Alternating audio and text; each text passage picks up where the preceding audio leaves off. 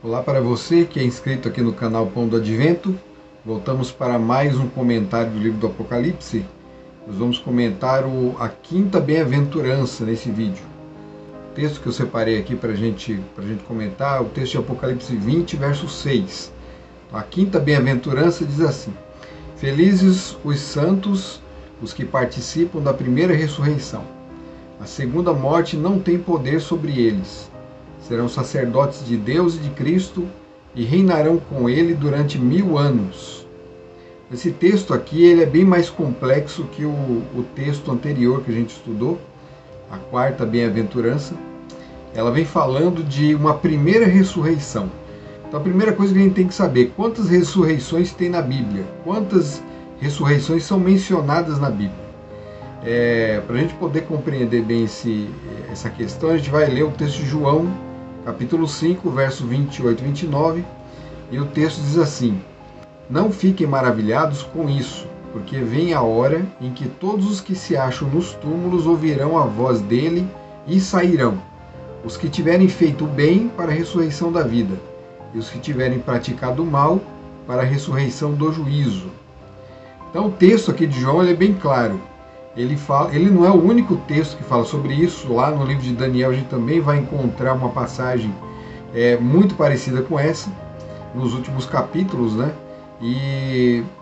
Só que ali no livro de Daniel ele trata de um assunto bem específico. Fala-se de duas ressurreições, mas a segunda ressurreição não é exatamente essa aqui ainda. O assunto da ressurreição é bem complexo. Então eu vou apresentar de uma forma bem simples aqui, porque a princípio nós temos que entender que existem duas ressurreições, como é dito aqui no livro de João. Nós temos uma ressurreição para a vida, daqueles que tiverem feito o bem, e uma ressurreição para o juízo, daqueles que praticaram o mal. Então nós temos duas. E a gente, pelo texto, já mostra que existe o lado positivo e negativo aqui da ressurreição. Então, ressurreição nem sempre vai significar aqui na Bíblia uma coisa boa. Existe uma ressurreição para os fiéis e uma ressurreição para os infiéis. Qual vai ser o destino após essa ressurreição?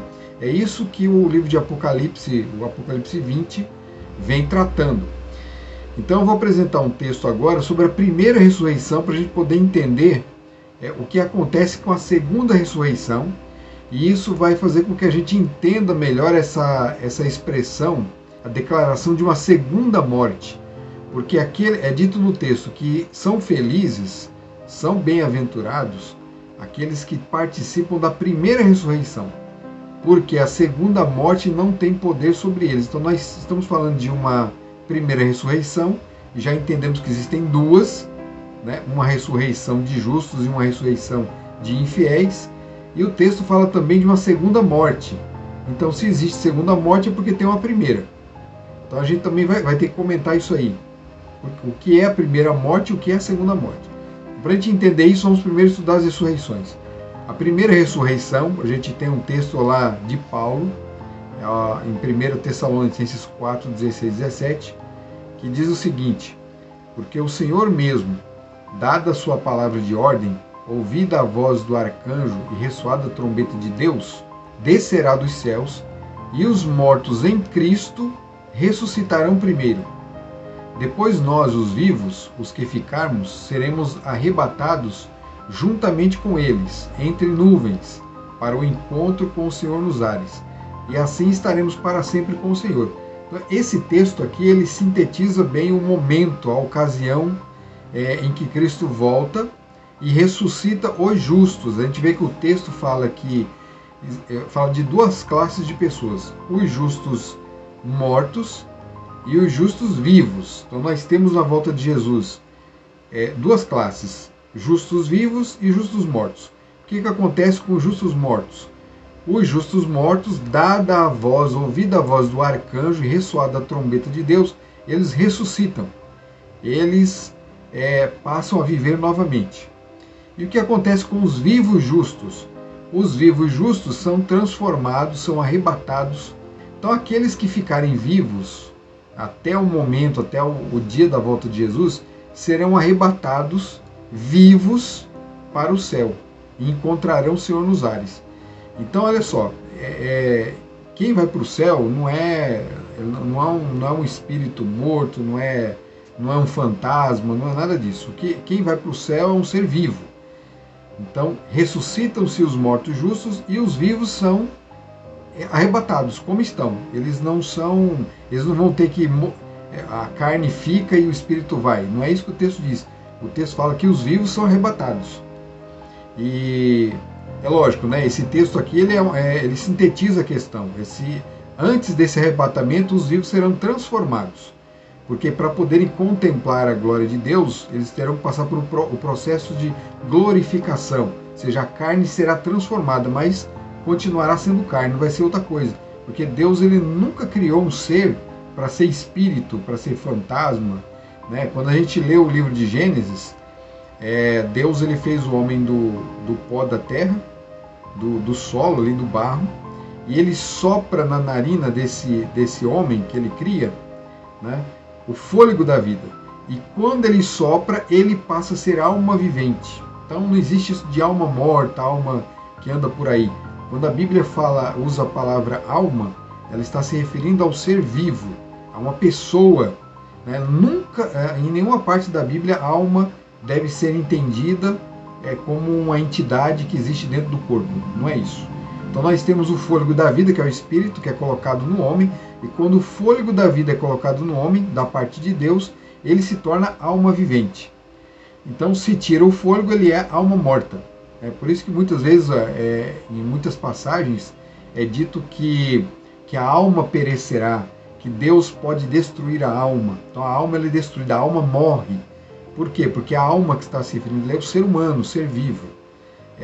Não existe esse conceito, esse dualismo na Bíblia. Isso aí esse dualismo de corpo e espírito, e corpo e alma, coisas separadas, isso vem da filosofia grega, não da filosofia exatamente, mas da própria cultura religiosa grega, e não só grega, também como persa, como egípcia, né? Isso fazia parte da cultura dos povos pagãos do passado. Mas a igreja cristã, ela herdou de forma muito impactante esse conceito de dualístico de alma e de corpo dos gregos. Porque a filosofia grega ela trabalhou essa questão e fez essa divisão. Essa divisão acontece até com Platão. Platão ele cria um mundo ideal, né? Ele faz uma filosofia onde existe um mundo ideal, é um mundo da alma, do espírito, e o nosso mundo aqui é um mundo carnal, que é um mundo das aparências, e para que o homem consiga alcançar o conhecimento, ele precisa se harmonizar, ele precisa, por meio do conhecimento, do estudo e da filosofia, ele alcança o mundo ideal, né? A ideia, a essência das coisas. Agostinho, ele tratou de harmonizar essa ideia platônica para o cristianismo. Então esse mundo das ideias passou a ser o nosso céu cristão, né? E o mundo carnal de Platão é o nosso mundo carnal de pecado, né? Descrito pela palavra de Deus. Só que na Bíblia não existe isso de mundo ideal, mundo do espírito, da alma, né? O que existe na criação, esse é o conceito judaico, da cultura judaica, que nada tem a ver com a cultura grega, de que o homem ele é um ser completo. Quando junta ali o fôlego da vida de Deus, que não é uma entidade também, né? O fôlego da vida se junta ao homem, aquela massa de barro que Deus criou ali no Gênesis, ele passa a ser um ser vivente, uma alma vivente. Então, após o pecado, o homem ele se tornou sujeito à morte, porque ele foi criado para ser imortal. Ele seria aquilo que saiu das mãos de Deus ali no Gênesis. Com o pecado, ele passou a ser um ser mortal. Ele viveria um tanto de tempo. Nossos primeiros pais viveram muito tempo, muito mais do que nós, mas morreram também. E nós morremos, né? Por volta dos 70, 80 anos, já nossa vida chega ao fim, né? Alguns passam do 100 hoje em dia, mas são poucos. E então essa morte que nós experimentamos aqui agora, essa é a primeira morte. Então nós temos a primeira ressurreição, que acontece, né, quando Jesus volta, e quem ressuscita nessa primeira ressurreição são os justos, os que foram fiéis. E os justos que estão vivos continuam vivos, vão para o céu junto com aqueles que foram ressuscitados. Isso que acontece com o justo. Mas e o ímpio? O que acontece com ele?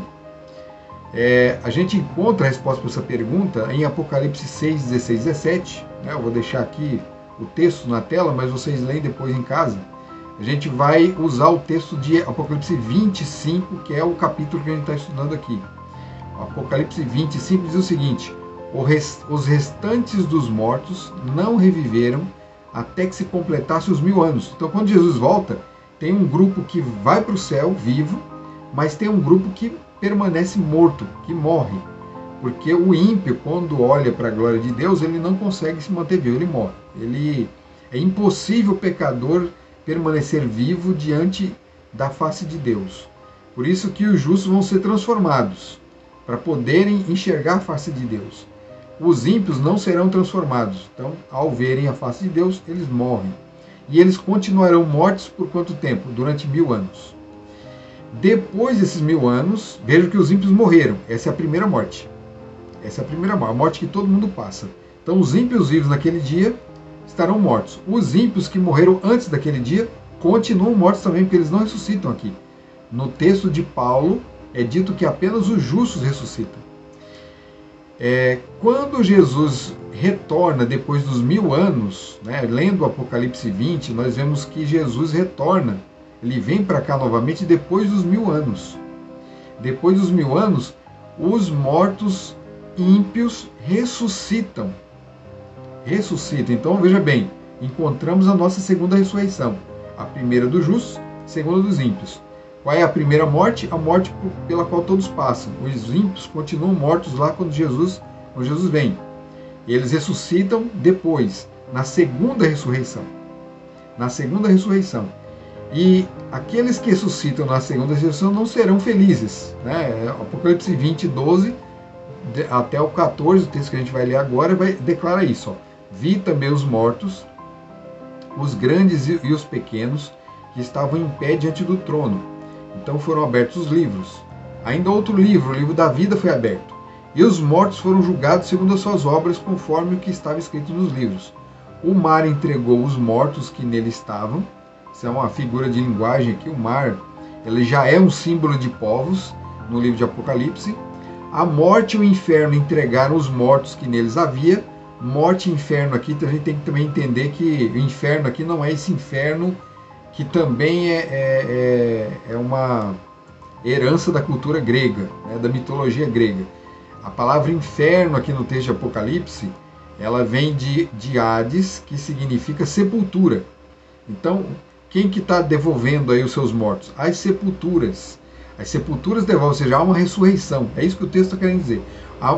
As sepulturas entregaram os mortos que neles havia. Se a gente for traduzir do jeito certo. Né? Infelizmente traduziram por inferno, que é a expressão, não é a expressão mais correta. E foram julgados um por um segundo as suas obras. Então a morte e o inferno foram lançados no lago de fogo.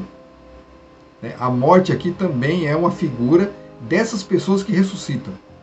O inferno aqui é a sepultura também, mais uma figura de linguagem dessas pessoas que ressuscitam. O que acontece com eles? São lançados no lago de fogo. Eles foram julgados, aqui é uma cena de julgamento, foram julgados, né, por tudo aquilo que estava escrito nos livros e foram condenados ao lago de fogo. Quem que é condenado? Não são os justos mais aqui que são julgados, são os ímpios. Então, durante o milênio, os ímpios são julgados. Eles são julgados e ali, quando Jesus volta, pela terceira vez, há o julgamento final. Né? É o juízo de condenação. Eles são declarados culpados, eles entendem também a sua culpa, e aí o texto completa. Esta é a segunda morte, o lago de fogo. Qual é a segunda morte? O lago de fogo. O texto que a gente leu das bem-aventuranças declara o seguinte: felizes os que participam da primeira ressurreição. Quem são esses? Os justos. Eles vão para o céu junto com Jesus. sobre eles não existe segunda morte, ou seja, eles não vão para o lago de fogo. Quem vai para o lago de fogo? Os ímpios, que participam da segunda morte. Os ímpios vão morrer 2 vezes. Então eles participam dessa morte que nós todos participamos aqui, né? Na história bíblica, só alguns. Né? Nós temos o caso de Enoque e nós temos o caso de Elias, que não viram a morte. Só esses 2 casos aí. Esses homens não passaram pela primeira morte e foram para o céu, e não tem segunda morte para eles também. Eles vão viver para sempre com Jesus. Eles já estão lá, o caso deles já está resolvido. Agora, aqueles que participaram da primeira morte vão ressuscitar, se forem justos, primeira ressurreição. Né? Tem um gráfico aqui para a gente poder entender direito. Ó. No gráfico você está vendo aí, segunda vinda de Jesus, né? O milênio e as ressurreições. Segunda vinda de Jesus marca ali o início do milênio. Então, na segunda vinda de Jesus acontece a primeira ressurreição. Agora, vocês estão vendo aí que o traço laranja em cima, ele representa aqueles que estarão no céu, e a linha azul, o que acontece aqui na terra. Os que ressuscitam com Jesus vão para o céu. Olha lá, durante o milênio, eles se reunirão com Cristo durante 1000 anos, ficarão com Jesus lá no céu durante 1000 anos. O que acontece na terra? Os ímpios continuam mortos e Satanás é preso. Ele é preso por uma cadeia de circunstâncias, porque ele não tem mais o que fazer aqui. Está solitário. Né? E o que acontece depois do fim? Então nós temos agora o final do gráfico. Jesus ele volta com a cidade santa. Isso está lá no Apocalipse 21. Né? O Apocalipse 20 fala do milênio, o 21 já fala da terceira volta de Jesus. E o que acontece quando ele volta? A segunda ressurreição, porque está bem claro lá no Apocalipse 20. Os restantes dos mortos não retornaram à vida até que se completassem os 1000 anos. O que acontece agora após a segunda ressurreição? Satanás e os ímpios serão destruídos. Tanto Satanás quanto os ímpios serão lançados no lago de fogo e enxofre. E essa é a segunda morte. A segunda morte a gente pode ver aqui que ela é uma sentença final contra os ímpios e contra o diabo também. Então não existe isso na Bíblia de inferno, de tormento eterno, onde o diabo fica ali atormentando a alma dos pecadores. Não existe isso. Esse fogo eterno aqui, o fogo que aparece no Apocalipse, ele não é eterno no sentido de que não acaba nunca. Ele é eterno porque as suas consequências são eternas. Ele é morte eterna, aniquilação total eterna. Nunca mais voltarão a viver, nunca mais voltarão a existir. Esse é o sentido. Esse fogo ele apaga. O fogo em si não é eterno, mas as consequências dele. É o mesmo fogo que caiu sobre Sodoma e Gomorra. O fogo que caiu sobre Sodoma e Gomorra também foi chamado de fogo eterno. Mas ele não está queimando mais até hoje. Já apagou já. Não tem mais fogo ali. O que é eterno ali então, em Sodoma e Gomorra? As consequências são eternas. A aniquilação ali foi total. A sentença foi total. Apesar de que esses que morreram lá em Sodoma, queimados, eles ali passaram pela primeira morte. Né? Eles terão que passar pela segunda também. Né? Eles sofrerão de novo o fogo eterno. E é lógico, o fogo eterno não vai queimar para sempre. Quando todos os ímpios tiverem sido aniquilados juntamente com o inimigo, aí será renovada a terra. Mas aí a renovação da terra é um outro assunto para um próximo vídeo. Espero que vocês tenham entendido o tema. Quem não entendeu bem, se você não entendeu, se alguma parte da explicação não ficou clara, você pode colocar aí nos comentários que eu vou responder. Né? Pode mandar também, tem um e-mail e o número de WhatsApp. Você pode também perguntar por ali e pode pedir também um curso bíblico. No curso bíblico a gente explica melhor essa questão. Né? Que Deus abençoe você e até o próximo vídeo. Tchau.